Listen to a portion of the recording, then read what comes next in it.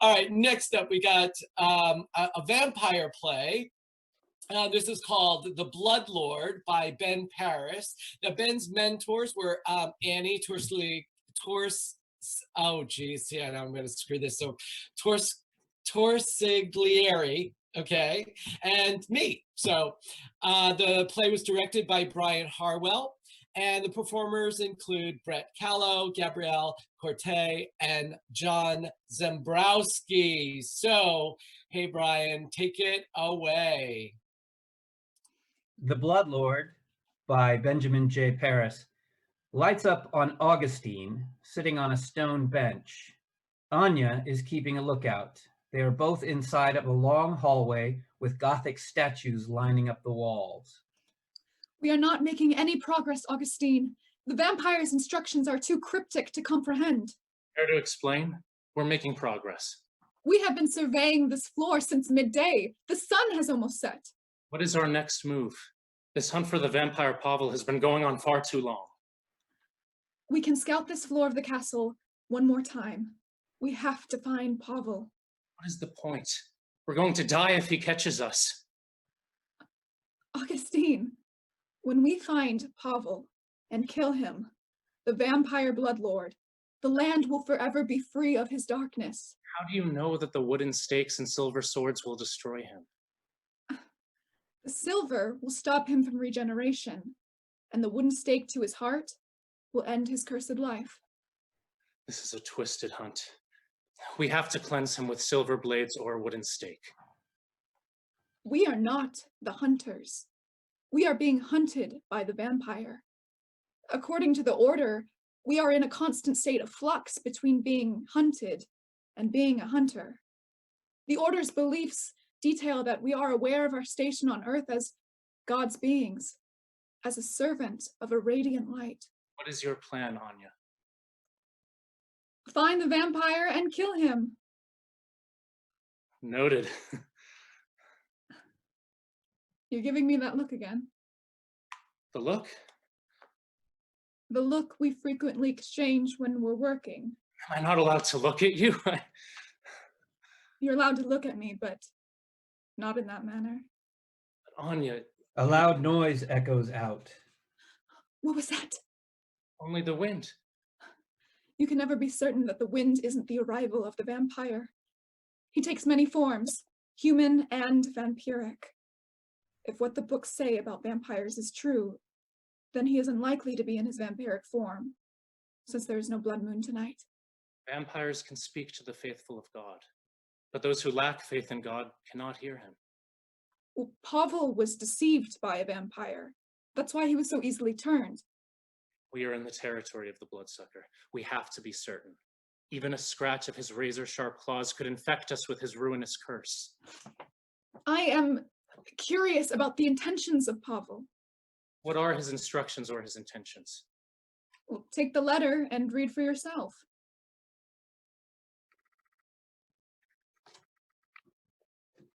He says that in order to find him, we have to leave the building you never entered. Where is a place that you have never entered? The place where you were born. Where was Pavel born? He wasn't born, he was turned into a vampire. It was in this castle that he was turned into a vampire. Remember, our order abandoned him in this castle because of his vampiric curse. We created Pavel. Well, read the letter further. Are there any more clues? We are all bound by blood. Augustine the Hunter and I, the Blood Lord, are connected. By my bloodletting, I see you. The power of blood gives me clairvoyance and scrying. Everywhere you go, I am watching you. Anya and the audience hear a loud screech that Augustine does not hear. Anya draws her sword. That terrible noise. Are you certain there was a noise?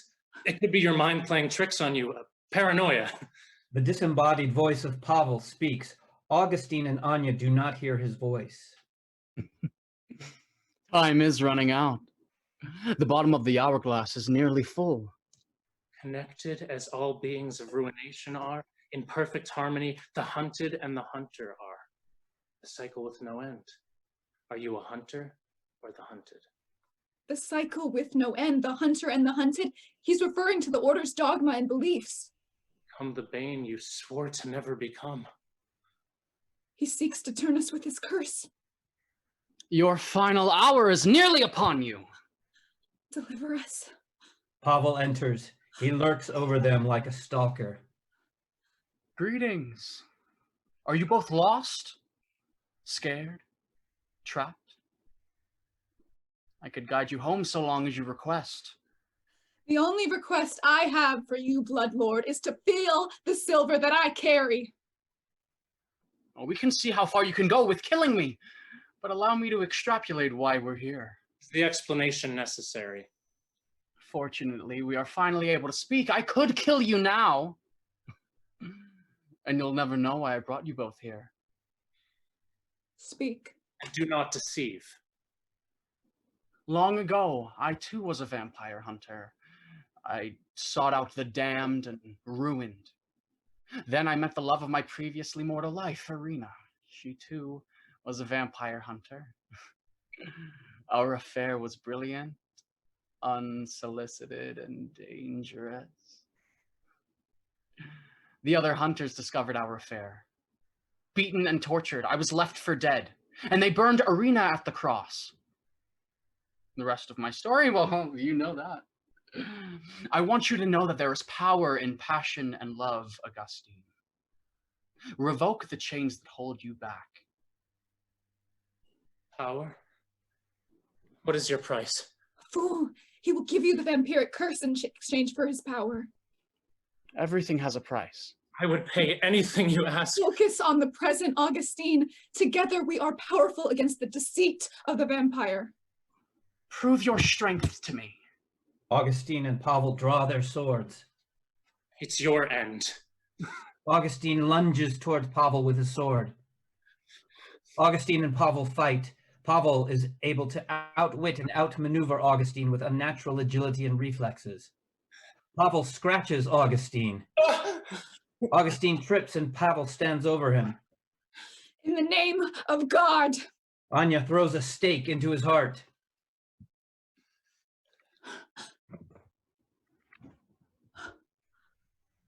That's the end of it. You scratched me, Anya. In the fight, I am... Oh, we have to leave. But our work is not finished. You're cursed, and I cannot leave if there are no vampires. Pavel is dead. Lord, have mercy and save us. What are we supposed to do? I'm sorry. There's nothing that I can do for you. There are too many risks. Be clear. I love you. I can't leave now. I will become the bane that I swore to never become. The castle is the building I will leave without entering. You will not become a vampire. Trust me. Anya takes out her wooden stake. There is no God. If there was, why would he create such horrific beings? Why is he idle while the world he created burns? I don't understand why the Order hunts monsters. Those monsters are merely trying to survive in a cruel world that he created. We have no power on Earth.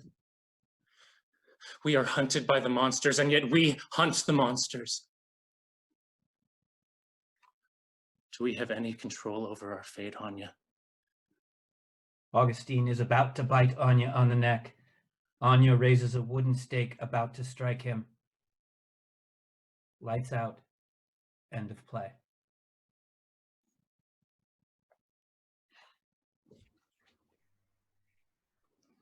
Thank And you. now a brief Q&A with our playwright, Ben Paris. Hello, everyone. My name is Michael Bernard, and I was the teacher for the Ensemble playwriting class. Clark taught the Dos Pueblos class, and a couple of our plays this afternoon are from the Saturday class. So Ben, great job. I have to say, at the end of our class, everybody turned in a rough draft, and then you worked on it with the mentors. And the last time I read your play, there were no vampires. It was a play about It was a sort of medieval era town, sort of very similar setting, but it was about a man who returned because he was a doctor and he had the cure for a disease that was ravaging the countryside. Why did you change it? Well, I got really inspired by recent events in with the COVID virus, and I decided to not write something that's about COVID or plagues and stuff because of the times. Right. Having recently read myths about the vampires and various esoteric forms of magic, I decided to write a play about magic and vampires. Great. And I remember that having discussions with you about the whole disease, and I didn't mean it to be about this. Both of the plays were set in sort of medieval settings and had what I would say formalized language, kind of older feeling ways of talking. What attracted you to write that kind of a style? I really like history, and I'm a very history buff person. I just like that kind of style of writing. It's more appealing to me than more modern conventions of writing and talk. Mm-hmm. Great. And I'd say both of the plays also dealt with questions of power and also the question of life and death and who is responsible. And that last, also kudos to having our only Zoom sword fight. Well done, well directed. That was fantastic. But just this idea of like, how can God let this happen? How can this be allowed? We're similar in both plays. And I wonder if you, as a last question, can just say what attracts you to that kind of a struggle, that question. A few years ago, I was talking to my friend on a video call, and he said that, why do we have monsters? Why is there a God if we have monsters? And I said, I don't know, I can't answer that. I didn't create a world. And that question lingers in my mind. Why do we have evil if there is a God? I'm not going to start a theological debate here. So that's good. Why is there monsters? Great. Well, that's great. I really appreciate it. It's asking big questions in a forum with monsters, and really fantastic job. Thank you so much. Thanks for taking the class. Great work. Thank you. We're going to move